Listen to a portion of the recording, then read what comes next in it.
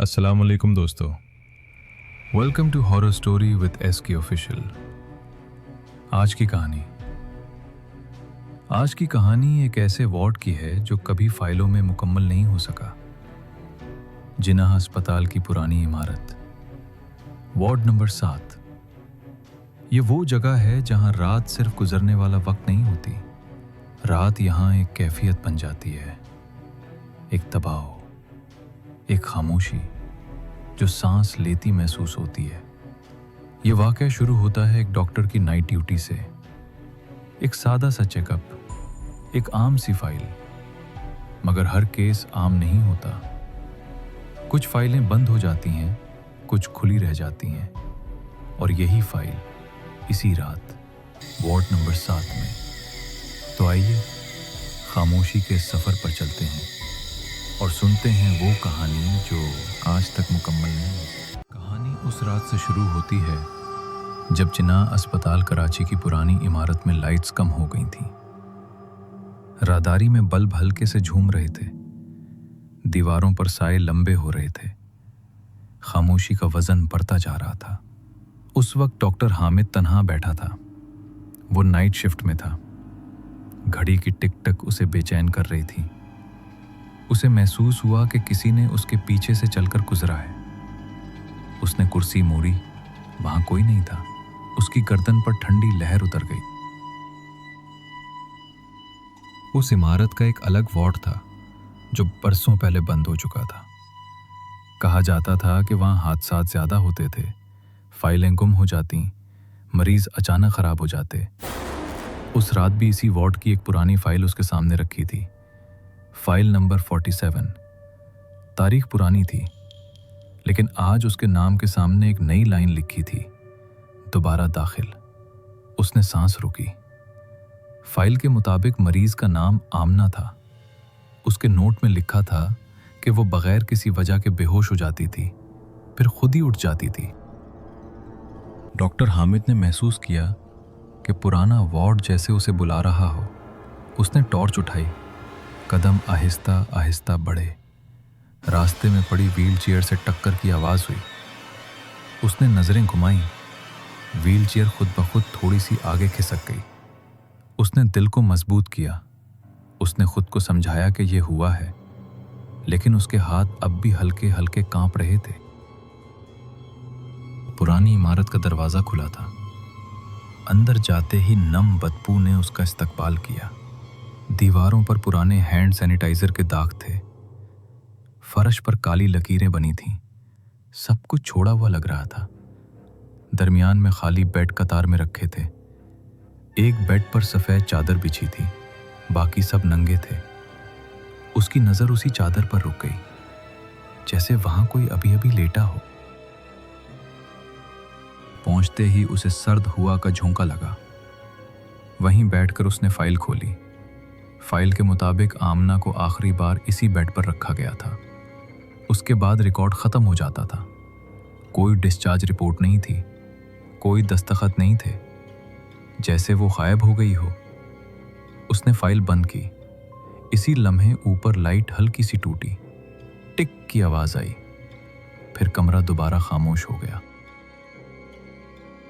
हर 70-80 कदम पर उसे कोई नया इशारा मिल रहा था। किसी पर्दे का हिलना, किसी नल से बूंद गिरना, किसी दौर के कमरे में हल्की सी कर्च। उसके जहन में आमना की फाइल के जुमले घूम रहे थे। बार बार बेहोश, अचानक जाग जाना, खुद से बातें करना, फिर नोट अचानक खत्म। उसने वापस जाने का सोचा। जैसे ही वो मुड़ा, उसे महसूस हुआ कि किसी ने सफ़ेद चादर को आहिस्ता से दुरुस्त किया है, जैसे कोई वहां लेटा हो और खुद को सीधा कर रहा हो। उसके कदम वहीं जम गए। उसने टॉर्च की रोशनी सीधी बेड पर डाली। चादर दरमियान से थोड़ी सी धसी हुई थी, बिल्कुल ऐसे जैसे नीचे किसी का वजन हो। उसने हिम्मत करके चादर जरा सी उठाई। बेड खाली था, मगर इसी लम्हे उसके कान के करीब सांस की सरगोशी सुनाई दी, बहुत करीब। वो फौरन पीछे हटा। सांस बेकाबू हो गई। दिल जोर जोर से धड़कने लगा। اس کے ذہن میں ایک ڈراؤنا خیال ابھرا، شاید آمنہ اب بھی اسی وارڈ سے بندھی ہوئی ہے، شاید اس کا کیس کبھی مکمل ہی نہیں ہوا۔ پھر ایک اور خوف نے جنم لیا، کیا کچھ ایسی چیزیں بھی ہوتی ہیں جو فائلوں میں درج نہیں کی جا سکتی؟ وہ بیڈ کے پاس کھڑا رہا۔ اچانک موبائل پر نوٹیفیکیشن آیا، اسکرین خود بخود روشن ہوئی، سسٹم کی خودکار رپورٹ کھل گئی۔ فائل نمبر 47، نیچے ایک نیا نوٹ شامل تھا، مریض اب بھی زیر علاج ہے، مقام یہی وارڈ۔ اس کے ذہن میں پچھلے ہفتوں کی یادیں ابھر آئیں، بار بار اسی وارڈ سے الارم بجتا تھا، لیکن ہر بار پہنچنے پر سب کچھ معمول کے مطابق ہوتا۔ اس نے کبھی اسے سنجیدگی سے نہیں لیا تھا، ہر بار سسٹم ایرر لکھ دیا۔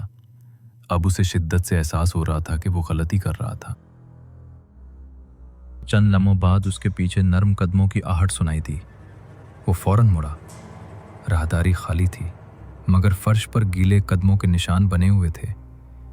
نشان سیدھے اسی بیڈ تک آتے تھے اور پھر اچانک ختم ہو جاتے تھے، جیسے کوئی بیڈ پر چڑھ گیا ہو۔ اس کے جسم میں کپ کپی دوڑ گئی۔ اس نے فیصلہ کیا کہ وہ اس وارڈ کا مکمل ریکارڈ دوبارہ چیک کرے گا۔ وہ آفس کی طرف بڑھا، فائل اس کے ہاتھ میں تھی۔ راہداری میں قدم رکھتے ہی اس نے پیچھے سے بیڈ کے پہیوں کے ہلنے کی ہلکی سی آواز سنی، پھر مکمل خاموشی۔ اس نے قدم پیش کر دیے، دل کی دھڑکن بے ترتیب ہو چکی تھی۔ آفس پہنچ کر اس نے کمپیوٹر آن کیا، فائل 47 سرچ کی۔ اسکرین پر فائل کھلی، مگر نام بدل چکا تھا۔ آمنہ کی جگہ لکھا تھا ڈاکٹر حامد، داخلہ آج کی تاریخ، تشخیص غیر واضح بے ہوشی۔ ایک لائن نیچے درج تھا، مریض وارڈ 7 کی نگران ڈیوٹی پر ہے۔ وہ اسکرین کو گھورے جا رہا تھا، کمرہ گھومنے لگا، اسے کرسی تھامنی پڑی۔ اچانک بجلی ہلکی سی جھپکی اور واپس آ گئی، اسکرین بند ہو گئی۔ جب اس نے دوبارہ فائل کھولی تو وہ مکمل طور پر خالی تھی، صرف ایک چیز باقی تھی، فائل نمبر 47، جیسے کچھ بھی کبھی موجود ہی نہ رہا ہو۔ اگلی رات اس نے خود کو پھر اسی وارڈ کے دروازے پر کھڑا پایا، جیسے کوئی اسے وہاں بلا رہا ہو۔ اس کے ہاتھ میں وہی خالی فائل تھی۔ اس نے خود کو یقین دلایا کہ یہ سب ذہنی دباؤ ہے، مگر اندر داخل ہوتے ہی وہی سرد ہوا محسوس ہوئی۔ چادر پھر سیدھی تھی، کھڑکی پر پھر وہی ہاتھوں کے نشان تھے۔ کہانی یہیں ختم نہیں ہوئی۔ کچھ ہفتوں بعد نئے ریکارڈ میں ایک اور نوٹ شامل ہوا، مریض نمبر 47، حالت مستحکم، زیر نگرانی، اور نرسنگ رپورٹ میں خاموشی سے درج تھا کہ رات کے آخری پہر کوئی ڈاکٹر پرانی عمارت میں جاتا ہے۔